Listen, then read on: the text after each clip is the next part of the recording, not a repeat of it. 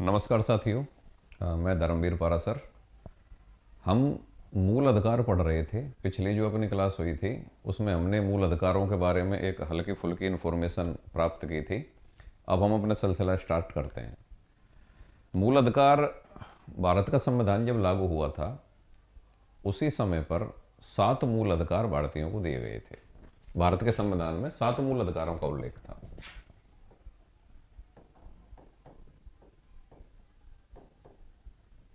प्रारंभ में कितने मूल अधिकार दिए गए थे? 7 मूल अधिकार। बाद में 44वां संविधान संशोधन 1978, जो कि प्रधानमंत्री मोरारजी देसाई के समय पर हुआ था। 44वें संशोधन 1978 द्वारा संपत्ति के मूल अधिकार का दर्जा समाप्त कर दिया गया और उसको अनुच्छेद 300 कै या 300 कैपिटल ए के तहत विधिक या कानूनी अधिकार बना दिया गया। 44वें संशोधन 1978 कौन से प्रधानमंत्री के समय पर हुआ है? प्रधानमंत्री मोरारजी देसाई के समय पर हुआ है। उसमें क्या हुआ है? मूल अधिकारों के संबंध में संपत्ति के मूल अधिकार का दर्जा समाप्त, संपत्ति के मूल अधिकार का दर्जा समाप्त, मूल अधिकार के रूप में दर्जा समाप्त हुआ है। बाद में उस संपत्ति के मूल अधिकार को मूल अधिकार के रूप में तो उसका दर्जा समाप्त कर दिया गया, लेकिन अनुच्छेद 300 कै, या इसको ऐसे बोल सकते हो आप 300 कैपिटल ए, 300 कै के तहत विधिक या कानूनी अधिकार बना दिया गया। विधिक या कानूनी अधिकार बना दिया गया। विधिक या कानूनी अधिकार। पिछली जो अपनी क्लास हुई थी उसमें हमने विधिक अधिकार क्या होता है, मूल अधिकार क्या होता है, इनका अंतर समझ लिया था।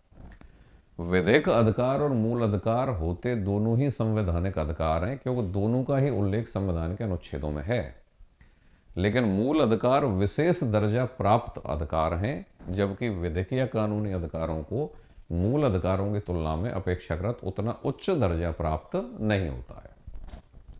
एक और अंतर दोनों के बीच में, मूल अधिकारों का प्रवर्तन अनुच्छेद 32 के तहत सुप्रीम कोर्ट और 226 के तहत हाई कोर्ट करता है, लेकिन विधिक या कानूनी अधिकारों का प्रवर्तन केवल अनुच्छेद 226 के तहत हाई कोर्ट करता है, सुप्रीम कोर्ट नहीं करता। ये दोनों के बीच में बेसिक अंतर है।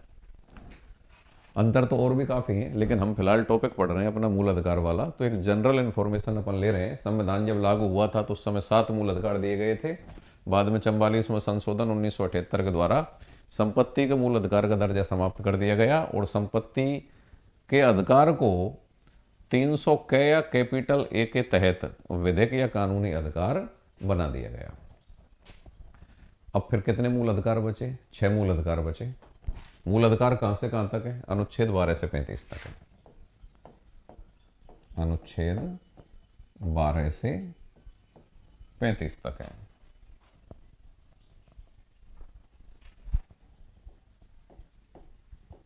अनुच्छेद 12 से 35। 6 मूल अधिकार। पहला, समानता का अधिकार।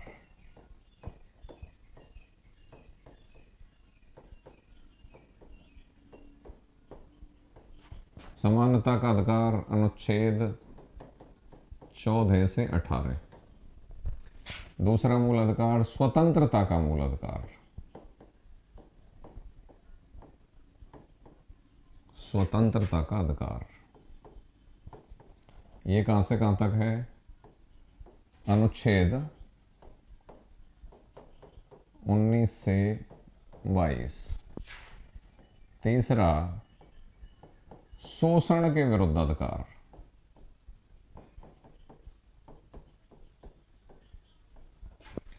शोषण के विरुद्ध अधिकार अनुच्छेद 23-24 में है भाई।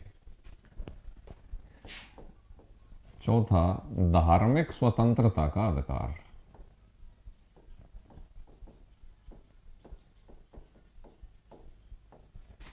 धार्मिक स्वतंत्रता का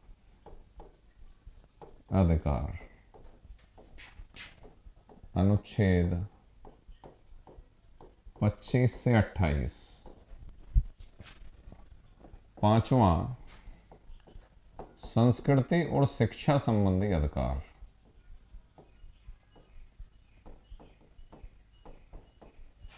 संस्कृति और शिक्षा संबंधी अधिकार। अनुच्छेद 29-30।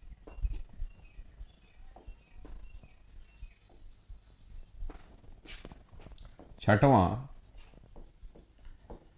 संवैधानिक उपचारों का अधिकार।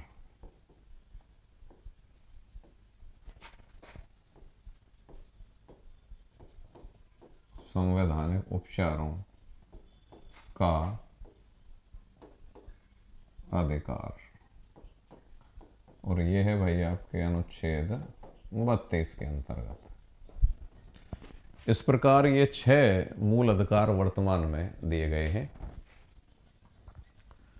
14 से 18, 19 से 22, 23, 24, 25 से 28, 29, 30 और 32। लेकिन मूल अधिकार कहां से कहां तक है?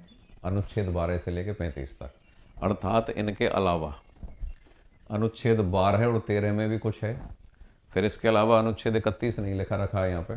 जब आपने पढ़ा है कि संपत्ति के मूल अधिकार का दर्जा समाप्त किया गया और उसको विधेयकीय कानूनी अधिकार बनाया गया, तो विधेयकीय कानूनी अधिकार तो अनुच्छेद 300 का या 300 कैपिटल ए में है। जब वो मूल अधिकार था, संपत्ति जब मूल अधिकार था, तो अनुच्छेद 19(1)(च)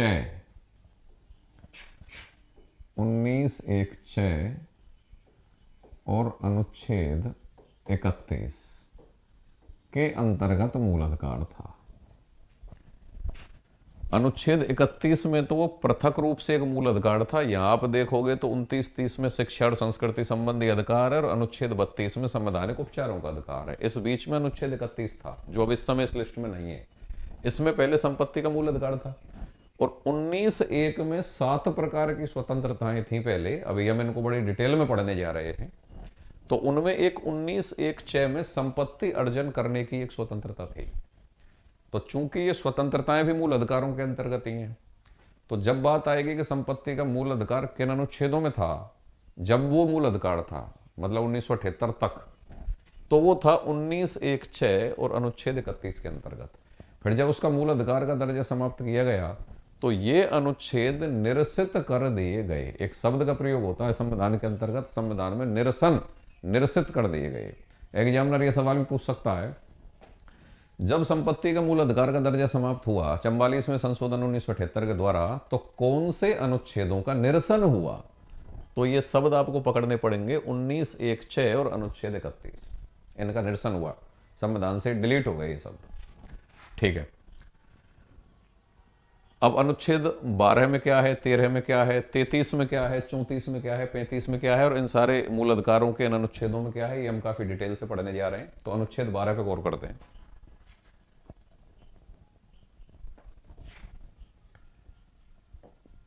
अनुच्छेद 12, राज्य की परिभाषा।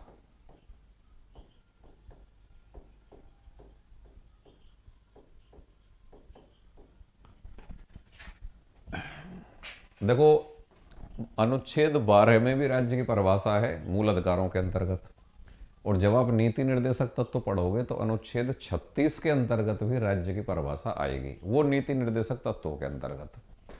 तो एग्जामिनर यहाँ 2 तरीके के सवाल डालेगा कि मूल अधिकारों के अंतर्गत राज्य की परिभाषा का प्रावधान किस अनुच्छेद में है, 12। नीति निर्देशक तत्वों के अंतर्गत राज्य की परिभाषा का प्रावधान किस अनुच्छेद में है, 36। नीति निर्देशक तत्वों के अंतर्गत राज्य की परिभाषा का प्रावधान किस अनुच्छेद में है, 36। समझने की दृष्टि से समझें, वह राज्य की परिभाषा जिसका प्रावधान अनुच्छेद 12 के अंतर्गत मूल अधिकारों में है और अनुच्छेद 36 के अंतर्गत नीति निर्देशक तत्वों में है, वहां राज्य का मतलब एक ही है। ठीक है। अब अनुच्छेद 12 के अंतर्गत जो राज्य की परिभाषा है उसमें क्या आता है, एक बहुत लंबी लिस्ट है जो राज्य की परिभाषा के अंतर्गत आती है, जो आपको आनी चाहिए।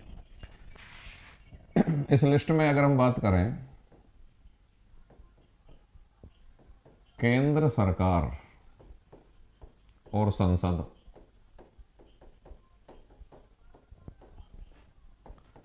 राज्य सरकार और राज्य विधानमंडल, राज्य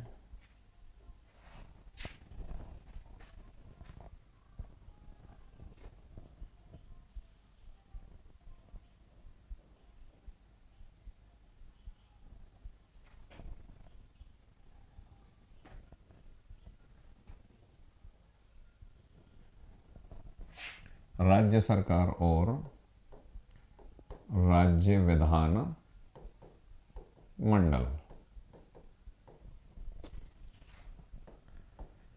स्थानीय प्राधिकारी,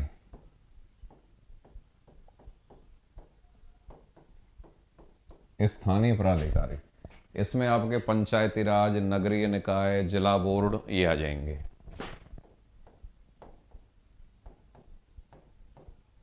पंचायती राज, नगरीय निकाय,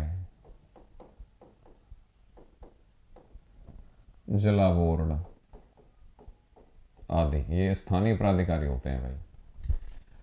केंद्र सरकार और संसद, राज्य सरकार और राज्य विधानमंडल, स्थानीय प्राधिकारी, पंचायती राज, नगरीय निकाय, जिला बोर्ड। इसके अलावा अन्य प्राधिकारी भी राज्य की परिभाषा के अंतर्गत आते हैं, वो लिखें आप, अन्य प्राधिकारी।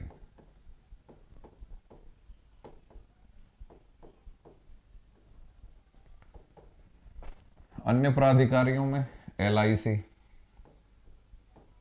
भारतीय जीवन बीमा निगम, ONGC, oil and natural gas commission, तेल और प्राकृतिक गैस आयोग,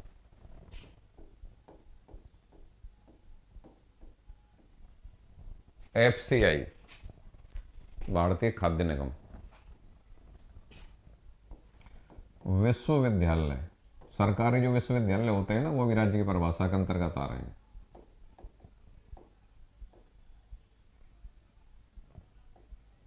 विश्वविद्यालय। इनके अलावा यहां पे गौर करें, राष्ट्रपति वैसे तो संसद का पार्ट है ही, लेकिन जब राष्ट्रपति अनुच्छेद 359 का प्रयोग करते हुए मूल अधिकारों को निलंबित करता है राष्ट्रीय आपातकाल की स्थिति में, उस समय राष्ट्रपति का ये जो कृत्य है, ये जो कार्यकारी कृत्य है, ये भी राज्य की परिभाषा के अंतर्गत आता है। राष्ट्रपति जब अनुच्छेद 359 और अनुच्छेद 359 में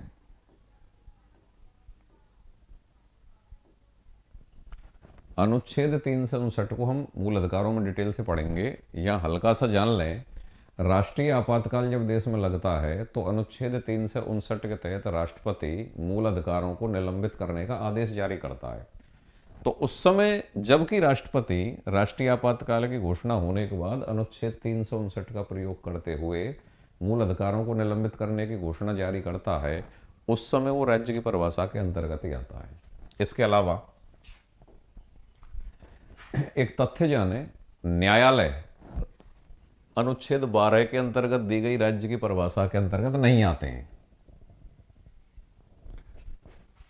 अभी मैं एक लिस्ट उनकी भी आपको बताऊंगा कि राज्य की परिभाषा के अंतर्गत क्या नहीं आता है। अभी तो हम उनकी लिस्ट पकड़ रहे हैं कि जो राज्य की परिभाषा के अंतर्गत क्या आता है।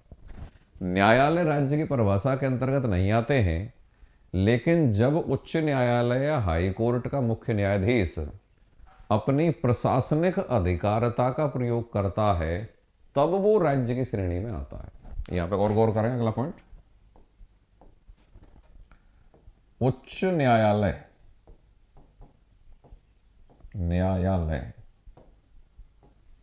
के चीफ जस्टिस या मुख्य न्यायाधीश जब प्रशासनिक अधिकारिता का प्रयोग करता है,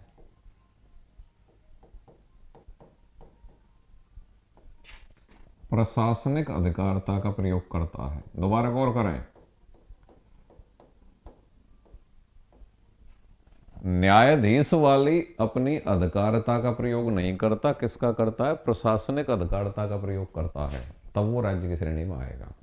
प्रशासनिक अधिकारिता, उच्च न्यायालय के मुख्य न्यायाधीश जब प्रशासनिक अधिकारिता का प्रयोग करेगा तब वो राज्य की श्रेणी में आ रहा है। राष्ट्रपति अनुच्छेद 359 के तहत जब कोई कार्रवाई करता है तब वो राज्य की श्रेणी में आ रहा है। LIC, ONGC, FCI, विश्वविद्यालय। और एक शब्द और है, विधिक व्यक्ति। विधिक व्यक्ति, ये भी राज्य होता है भाई।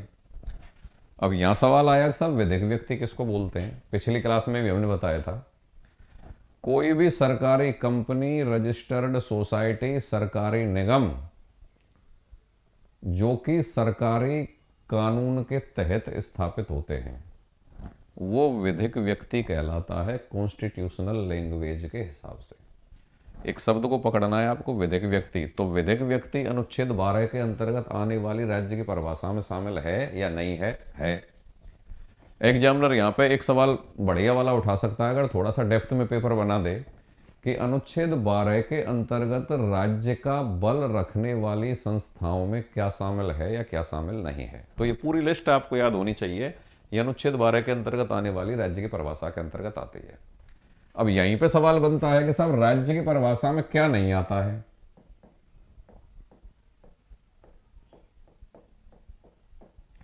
एग्जामिनर एक सवाल यह भी उठा सकता है कि निम्नलिखित में से कौन सी संस्था अनुच्छेद 12 के अंतर्गत उल्लिखित राज्य की परिभाषा में शामिल नहीं है। तो वो देखें क्या क्या राज्य की परिभाषा में शामिल नहीं है। NCERT। NCERT शब्द आपने खूब सुना होगा, बहुत ढंग से जानते होंगे आप।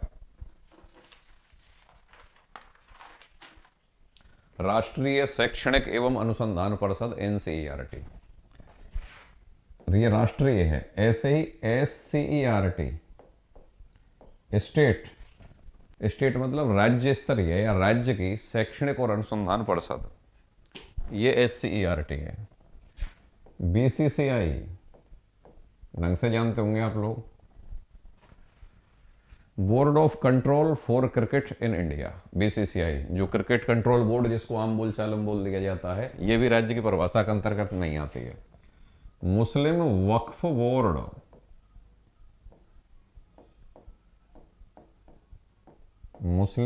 बोर्ड, ये भी राज्य की परिभाषा के अंतर्गत नहीं आता है। न्यायालय,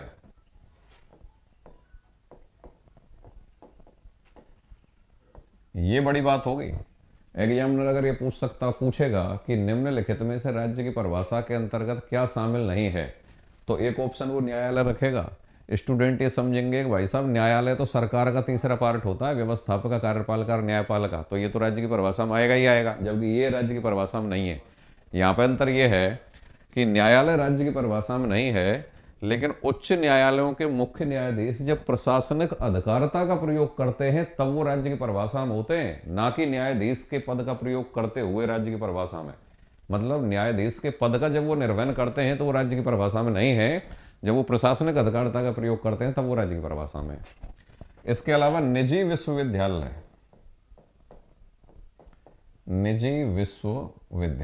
ये भी राज्य की परिभाषा में नहीं है भाई। सरकारी विश्वविद्यालय राज्य की परिभाषा में है, निजी विश्वविद्यालय राज्य की परिभाषा में नहीं है। तो ये आपका अनुच्छेद 12 हुआ। सरल सवाल, राज्य की परिभाषा। थोड़ा सा ठीक ठाक वाला सवाल, राज्य की परिभाषा में क्या शामिल है या क्या नहीं है। तो एक लिस्ट है जो आपको याद करनी है। ओके, अगला है भाई आपका अनुच्छेद 13। इसको थोड़ा सा गौर से पढ़ें, काफी टेक्निकल है मामला।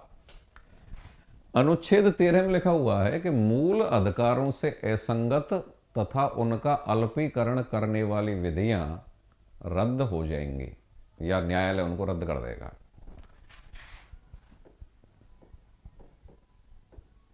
मूल अधिकारों से असंगत तथा उनका अल्पीकरण, अल्पीकरण का मतलब होता है कम करना या कटौती करना। अल्पीकरण करने वाली विधियां, करने वाली विधियां असंगति की मात्रा तक शून्य होंगी या असंगति की मात्रा तक रद्द होंगी। विधियां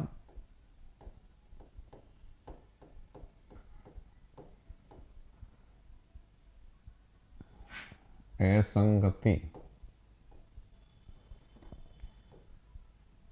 की स्थिति में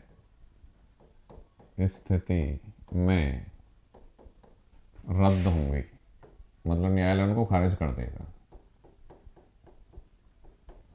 अब इसको समझो।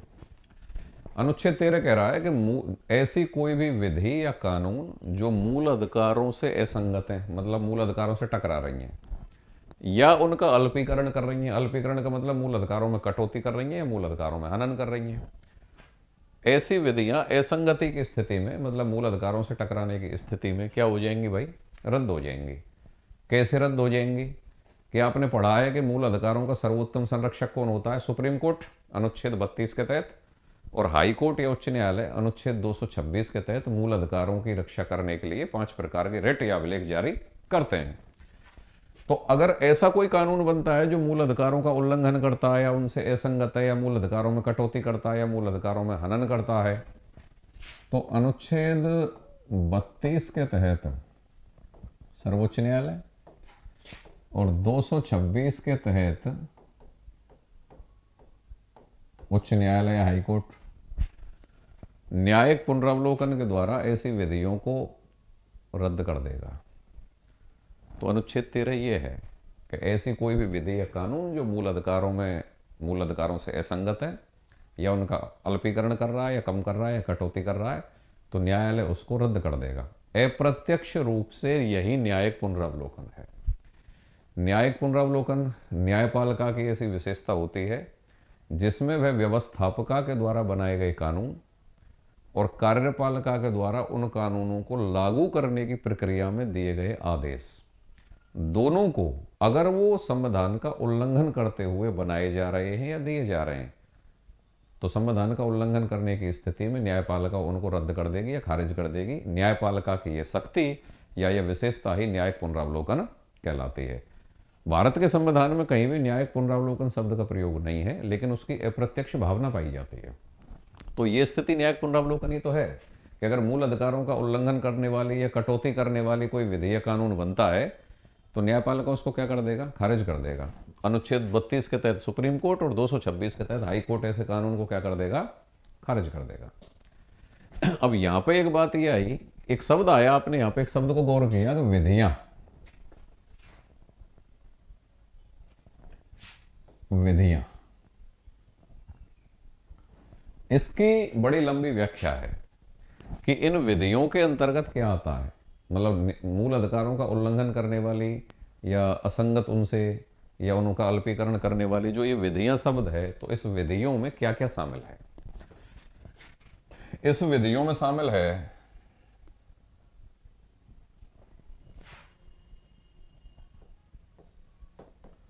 संसद व राज्य विधानमंडल।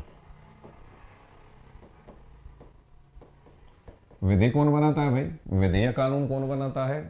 केंद्र सरकार के लिए संसद बनाती है और राज्य सरकारों के लिए राज्य के विधानमंडल बनाते हैं। तो संसद व राज्य विधानमंडल के द्वारा पारित विधि या कानून, देखो विधि के अंतर्गत क्या क्या आता है। संसद या राज्य विधानमंडल के द्वारा पारित विधि या कानून, विधि या कानून एक ही बात होती है। दूसरा, राष्ट्रपति व राज्यपाल,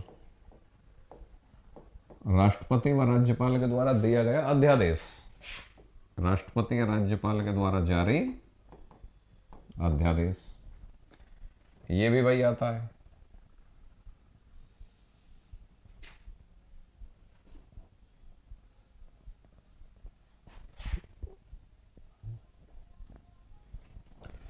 राष्ट्रपति या राज्यपाल के द्वारा जारी अध्यादेश। अब अध्यादेश क्या है, ये जब हम आगे संसदीय प्रक्रिया पढ़ेंगे तो उस समय अध्यादेश पढ़ेंगे डिटेल से। फिलहाल इतना जान लें कि जब संसद और राज्य विधानमंडल का सत्र नहीं चल रहा हो और किसी आवश्यक महत्व के बिंदु पर कानून बनाना जरूरी हो जाए, तब राष्ट्रपति और राज्यपाल अध्यादेश जारी करते हैं। इनकी शक्ति संसद या राज्य विधानमंडल के द्वारा बनाए गए कानूनों के ही बराबर होती है। लेकिन ये दोनों ही स्थिति में अध्यादेश कब जारी होंगे, जब सत्रावसान चल रहा हो, अर्थात संसद और राज्य का विधानमंडल सत्र में नहीं चल रहा हो, सत्रावसान चल रहा हो, तब अध्यादेश आते हैं। अगर उनका सत्र चल ही रहा होता तो फिर अध्यादेश लाने की जरूरत नहीं होती, फिर तो संसद या राज्य विधानमंडल के द्वारा ही कानून बना लिया जाता। तो राष्ट्रपति या राज्यपाल जो अध्यादेश जारी करते हैं वो भी विधि या कानून के बराबर ही बल रखता है, इसलिए ये विधि या कानून की परिभाषा में ही आता है। भाई संसद व राज्य विधानमंडल के द्वारा पारित विधि या कानून, ये तो संसद या राज्य विधानमंडल के द्वारा पारित होने वाले कानून है। और जब संसद या राज्य विधानमंडल का सत्र नहीं चल रहा है तो फिर राष्ट्रपति और राज्यपाल जो अध्यादेश देता है वो भी विधि या कानून के अंतर्गत ही आता है। तीसरा,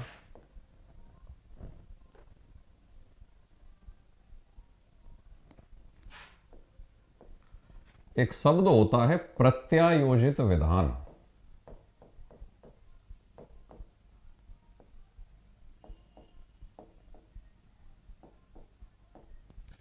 प्रत्यायोजित विधान क्या चीज है?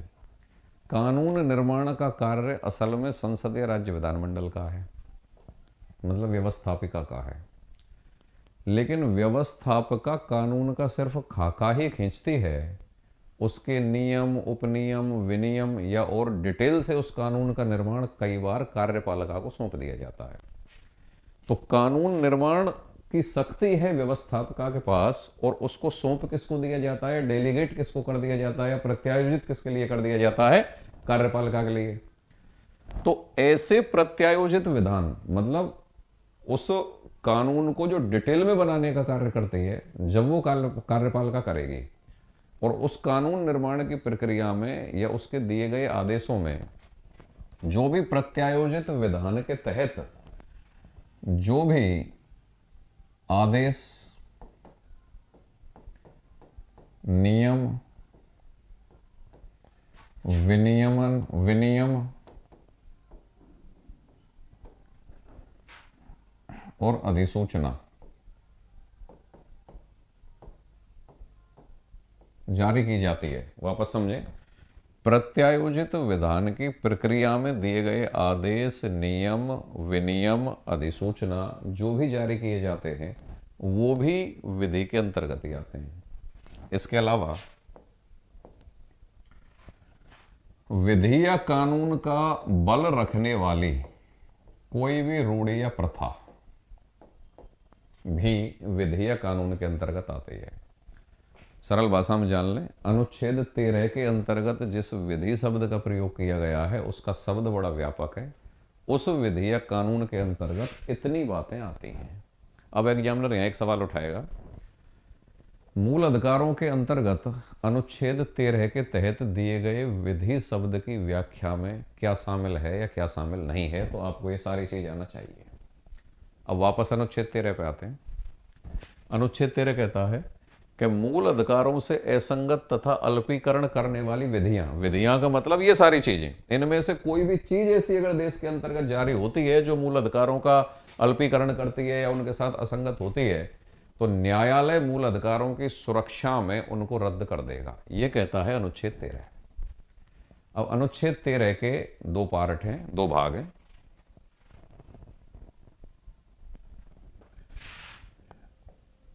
अनुच्छेद 13(1) 13(1) का संबंध है संविधान जब लागू हुआ उससे पहले बनने वाली विधियां। मतलब विधि या कानून भी दो प्रकार के हैं।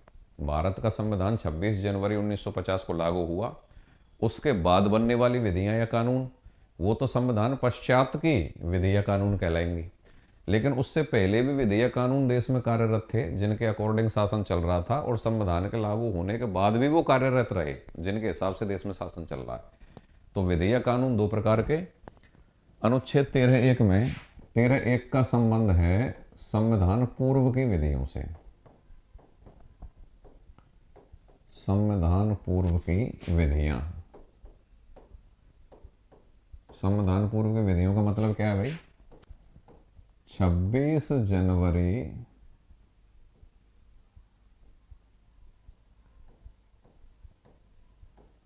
1950 से पहले।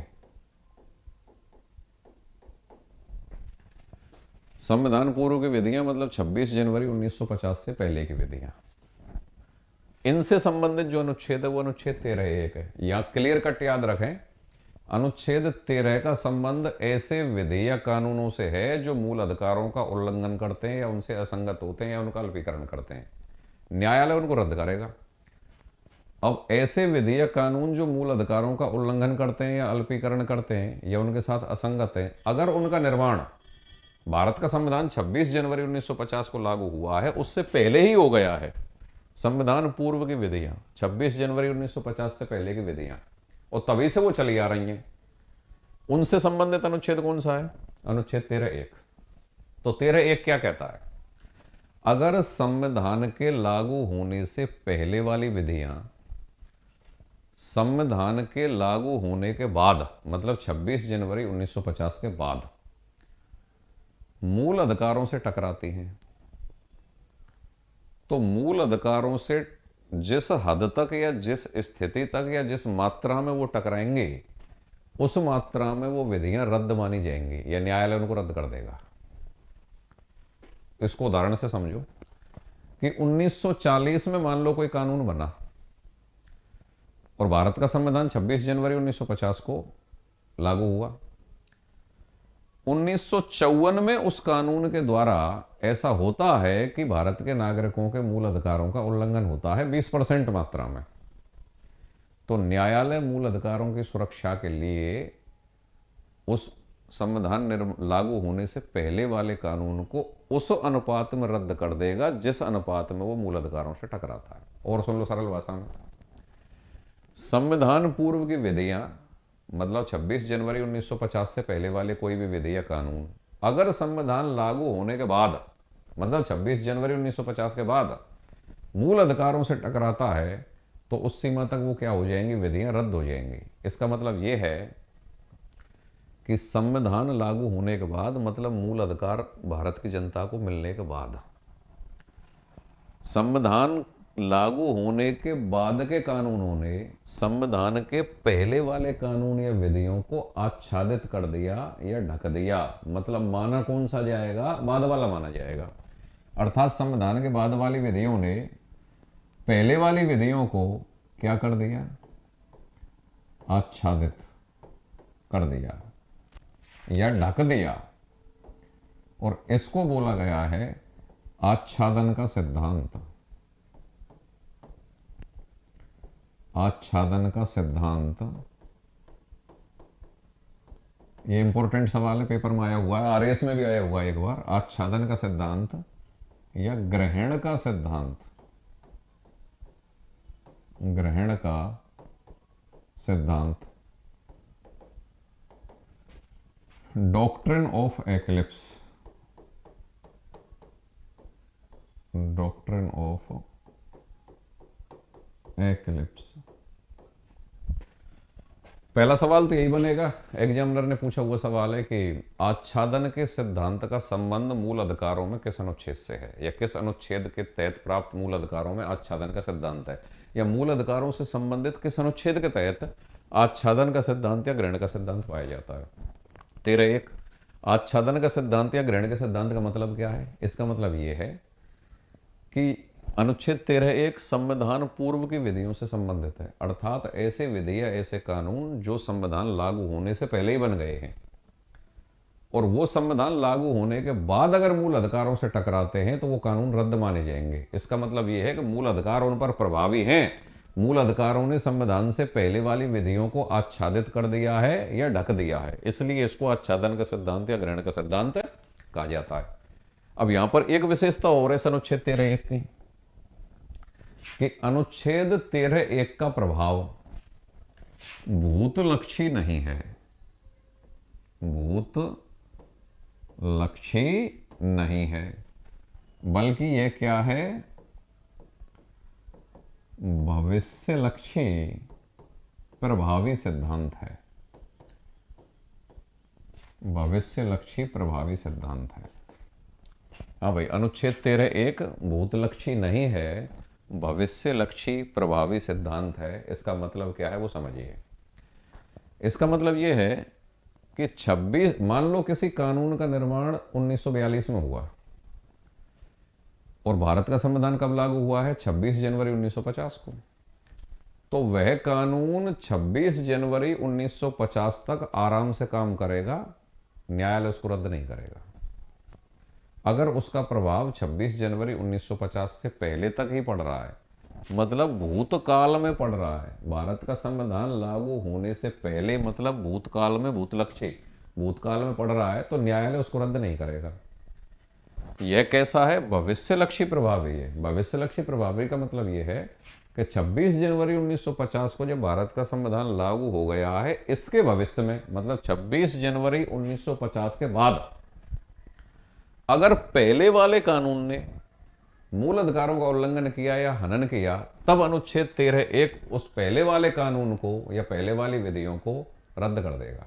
अनुच्छेद 13(1) में यह है कि अगर पहले वाली विधियां 26 जनवरी 1950 के बाद संविधान लागू होने के बाद मूल अधिकारों का उल्लंघन करते हैं, तो न्यायालय उनको न्यायिक पुनरावलोकन के द्वारा खारिज कर देगा, या वो उस सीमा तक रद्द मानी जाएंगी। कौन सी विधियां, पहले वाली विधियां।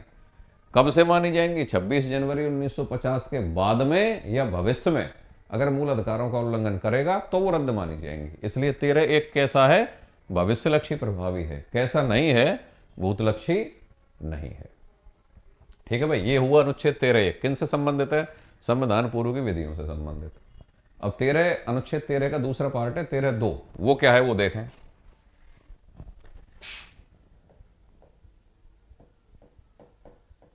जिस प्रकार अनुच्छेद 13(1) का संबंध संविधान के पूर्व की विधियों से है, उसी प्रकार 13(2) का संबंध संविधान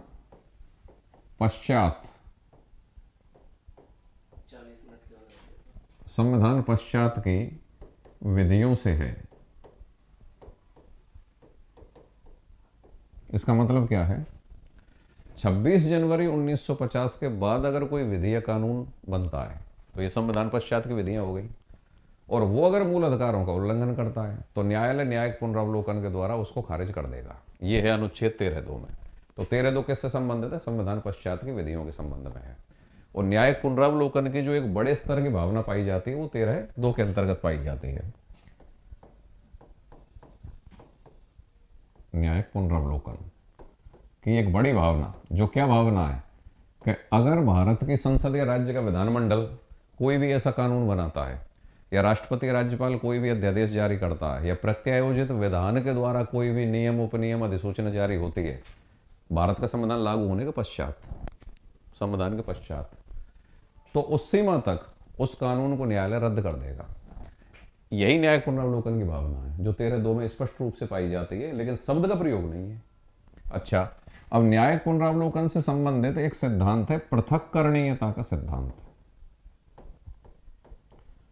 पृथक्करणीयता का सिद्धांत वो इस अनुच्छेद 13(2) में पाया जाता है। एग्जामिनर ये सवाल पूछ सकता है कि न्यायिक पुनरावलोकन से संबंधित कौन सा सिद्धांत अनुच्छेद 13(2) में पाया जाता है, पृथक्करणीयता का सिद्धांत। इसका मतलब क्या है कि अगर संविधान लागू होने के बाद में कोई कानून ऐसा है जिसने मूल अधिकारों का उल्लंघन किया और उस कानून को न्यायालय में चुनौती दी गई, तो न्यायालय उस कानून की जांच करेगा कि इसने कितना % मूल अधिकारों का उल्लंघन किया है। मान लो उस कानून का 30% हिस्सा ऐसा है जो मूल अधिकारों का उल्लंघन करता है और 70% हिस्सा मूल अधिकारों का उल्लंघन नहीं करता है, तो न्यायालय उस 30% हिस्से को जो कि मूल अधिकारों का उल्लंघन कर रहा था उसको तो निरस्त कर देगा, और वह 70% हिस्सा जो मूल अधिकारों का उल्लंघन नहीं कर रहा था उसको न्यायालय मान्य कर देगा। मतलब न्यायालय चुनौती दिए हुए कानून की समीक्षा करता है और यह देखता है कि कितना % हिस्सा इस कानून का मूल अधिकारों का उल्लंघन करता है तो उस हिस्से को पृथक करके खारिज कर देगा। यह है पृथक्करणीयता का सिद्धांत। एक चीज और समझें, जैसा कि आपने अनुच्छेद 13 के अंतर्गत पढ़ा है कि मूल अधिकारों का उल्लंघन करने वाली या उनसे असंगत होने वाली विधियां उस सीमा तक रद्द हो जाएंगी या न्यायालय उनको रद्द कर देगा।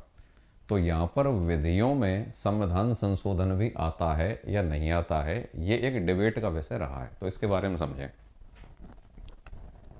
क्या संविधान संशोधन,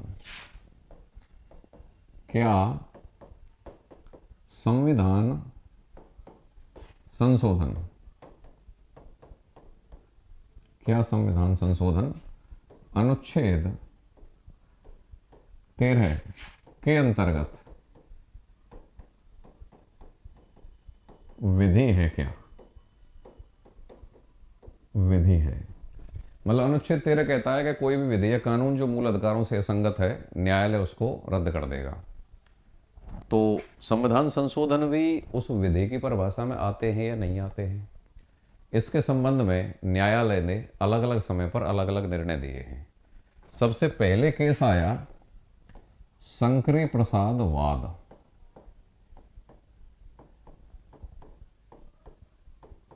उन्नीस सौ 1951 में। शंकरी प्रसाद वाद 1951। इसमें न्यायालय ने कहा कि संसद मूल अधिकारों सहित संविधान के किसी भी भाग में संशोधन कर सकती है।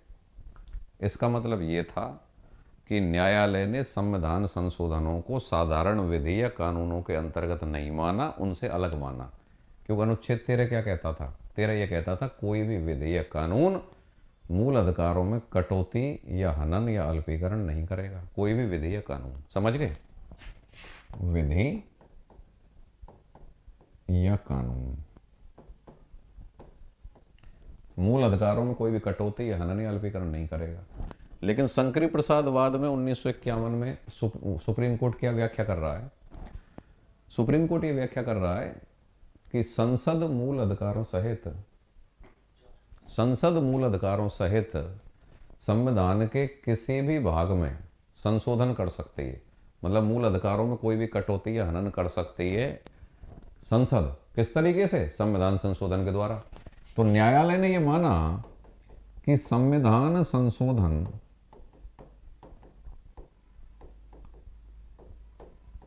साधारण विधि या कानून नहीं है। अर्थात न्यायालय का यह मतलब है कि साधारण विधि या कानून के द्वारा तो मूल अधिकारों में कटौती या हनन नहीं हो सकता, लेकिन संविधान संशोधन के द्वारा मूल अधिकारों में कोई भी कटौती या हनन हो सकता है। ये न्यायालय ने निर्णय दिया शंकरी प्रसाद वाद में। अर्थात शंकरी प्रसाद वाद में न्यायालय ने माना कि संविधान संशोधन विधि या कानून साधारण विधि या कानून के अंतर्गत नहीं आते हैं, उनसे अलग हैं। उनके द्वारा मूल अधिकारों में कटौती हनन किया जा सकता है, साधारण विधि या कानून के द्वारा नहीं किया जा सकता है। ठीक यही निर्णय न्यायालय ने सज्जन सिंह वाद में भी दिया। सज्जन सिंह वाद बनाम राजस्थान राज्य, यह केस आया था 1965 में। इसमें भी न्यायालय ने संविधान संशोधनों को साधारण विधि या कानून से अलग माना। तो फिर निर्णय क्या था? संसद मूल अधिकारों सहित संविधान के किसी भी भाग में, मतलब मूल अधिकारों में भी कोई भी संशोधन या कटौती या परिवर्तन कर सकती है। किसके द्वारा? संविधान संशोधन के द्वारा।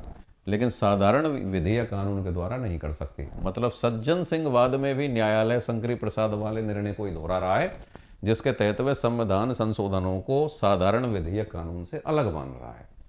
लेकिन इसके बाद कहानी बदलती है। 1967 में गोलकनाथ बनाम पंजाब राज्य वाद, गोलकनाथ वाद, यह केस आया 1967 में। इसमें न्यायालय ने अपने पुराने दोनों निर्णयों को बदलते हुए क्या निर्णय दिया कि संसद ना ही तो साधारण विधि या कानून के द्वारा और ना ही संविधान संशोधन के द्वारा मूल अधिकारों में कटौती या हनन नहीं कर सकती। मतलब सरल भाषा में समझें कि संसद ऐसा कोई संविधान में संशोधन नहीं कर सकती जो मूल अधिकारों में कटौती करे या हनन करे। इससे पहले में तो यह था कि भाई साधारण विधि या कानून के द्वारा तो नहीं कर सकती, लेकिन संविधान संशोधन के द्वारा कर सकती है। गोलकनाथ में न्यायालय ने अपने पुराने निर्णयों को बदल दिया और अब उसने ये माना कि संविधान संशोधन भी विधि या कानून के अंतर्गत ही आते हैं, अतः कोई भी साधारण विधि या कानून या संविधान संशोधन भी नहीं होना चाहिए जो मूल अधिकारों में कटौती करे या हनन करे। कहने का मतलब यह है कि गोलकनाथवाद में न्यायालय ने यह माना कि संविधान संशोधन भी साधारण विधि या कानून के अंतर्गत ही आते हैं। तो अब न्यायालय ने जब यह बैरियर लगा दिया कि संसद की संविधान संशोधन के द्वारा भी मूल अधिकारों में परिवर्तन की शक्ति को जब रोक दिया, तो इंदिरा गांधी, प्रधानमंत्री इंदिरा गांधी ने क्या किया, 24वां संविधान संशोधन 1971, 24वां संशोधन 1971 किया और उसमें संविधान संशोधन करके यह कानून बनाया कि संसद मूल अधिकारों सहित संविधान के किसी भी भाग में संशोधन कर सकती है और यह संसद की शक्ति है। 24वां संशोधन, संविधान में संशोधन कौन करता है? संसद करती है। अब तक के निर्णय कौन दे रहा था? न्यायालय दे रहा था। अब संसद ने अपने लिए काम किया 1971 में। 24वां संविधान संशोधन 1971 में इंदिरा गांधी सरकार ने किया और उसने ये कानून बनाया कि संसद मूल अधिकारों सहित संविधान के किसी भी भाग में संशोधन कर सकती है। बाद में आया केशवानंद भारतीवाद, प्रसिद्ध केशवानंद भारतीवाद, ये 1973 में आया। भाई 24 अप्रैल 1973 को, बहुत ही ऐतिहासिक वाद है और इसमें 13 सदस्यीय संविधान पीठ का गठन हुआ। उसकी अध्यक्षता चीफ जस्टिस एम सीकरी कर रहे थे और इस केशवानंद भारतीवाद में न्यायपालिका ने 24वें संविधान संशोधन को स्वीकार कर लिया। मतलब सरकार ने या संसद ने जो 24वां संशोधन किया था, जिसमें उसने यह कानून बनाया था कि संसद मूल अधिकारों सहित संविधान के किसी भी भाग में संशोधन कर सकती है, इसको केशवानंद भारतीवाद 1973 में सुप्रीम कोर्ट ने या सर्वोच्च न्यायालय ने स्वीकार कर लिया। लेकिन साथ ही एक नया निर्णय दे दिया। सुप्रीम कोर्ट ने क्या निर्णय दिया केशवानंद भारतीवाद में कि ठीक है, संसद मूल अधिकारों सहित संविधान के किसी भी भाग में संशोधन कर सकती है। मतलब संविधान में संशोधन करके मूल अधिकारों में परिवर्तन करने की शक्ति संसद की है, यह मान लिया सुप्रीम कोर्ट ने केशवानंद भारतीवाद में। लेकिन साथ में क्या जोड़ा, लेकिन संसद ऐसा कोई संविधान में संशोधन करके मूल अधिकारों में परिवर्तन या कटौती नहीं कर सकती जो कि संविधान के मूल ढांचे को बदले या बिगाड़े। वापस समझिए, केशवानंद भारतीवाद में सुप्रीम कोर्ट ने निर्णय दिया कि संसद मूल अधिकारों सहित संविधान के किसी भी भाग में संशोधन कर सकती है, लेकिन ऐसा कोई संशोधन नहीं कर सकती जो संविधान के मूल ढांचे को बदले या बिगाड़े। मतलब मूल ढांचे की अवधारणा का प्रतिपादन केशवानंद भारतीवाद में हुआ। तो केशवानंद भारतीवाद का रिजल्ट क्या हुआ? इसका रिजल्ट ये हुआ कि संविधान में संशोधन करने की संसद की शक्ति है, इसको तो न्यायालय ने स्वीकार कर लिया। लेकिन इस संविधान में संशोधन करने की शक्ति जिसके तहत संसद मूल अधिकारों में कोई परिवर्तन या कटौती कर सकती है, उस पर एक हल्का प्रतिबंध लगा दिया। प्रतिबंध ये था कि आप संविधान में कोई भी संशोधन करके मूल अधिकारों में कटौती या परिवर्तन कर सकते हो, लेकिन ऐसा संविधान में जो संशोधन आप कर रहे हो वो ऐसा नहीं होना चाहिए जो संविधान के मूल ढांचे को बदले या बिगाड़े। अगर मूल ढांचे को बदला या बिगाड़ा तो संविधान संशोधन को भी न्यायालय खारिज कर देगा। यही वर्तमान स्थिति है। अर्थात संविधान संशोधन के द्वारा संसद मूल अधिकारों में परिवर्तन या कटौती या हनन कर सकती है, किसी साधारण विधि या कानून के द्वारा नहीं कर सकती। तो संविधान संशोधन अनुच्छेद 13 के अंतर्गत विधि में है या नहीं है, उनका ये सीक्वेंस है जो आपको आना चाहिए और ये लगातार किसी भी परीक्षा में ये सवाल आ जाते हैं। अब हम अगली जो क्लास होगी वहाँ से हम पहला मूल अधिकार स्टार्ट करेंगे, समानता का मूल अधिकार, और सीक्वेंस वाइज पढ़ेंगे। अगर भारतीय संविधान पढ़ने में आपको मज़ा आ रहा हो तो इस चैनल को सब्सक्राइब कर सकते हैं और काफ़ी डेप्थ में हम संविधान लेंगे। जब तक भी ये सिलसिला चलेगा, आप अगर ये इस क्लास को लगातार क्लासेज को ज्वाइन करते रहते हैं तो संविधान में बहुत अच्छी स्थिति आपकी होगी। चैनल को सब्सक्राइब करें, ज़्यादा से ज़्यादा लोग शेयर करें, सब्सक्राइब करें, जुड़ें और अपने साथियों को जुड़वाएं। और संविधान केवल लीगल लैंग्वेज में या कॉन्स्टिट्यूशनल लैंग्वेज में ही नहीं, इसको सरल भाषा में या भावार्थ के रूप में भी मैं पढ़ाने का पूरा प्रयास करूंगा, जिससे कि आपके आराम से समझ में आ जाए। Thank you.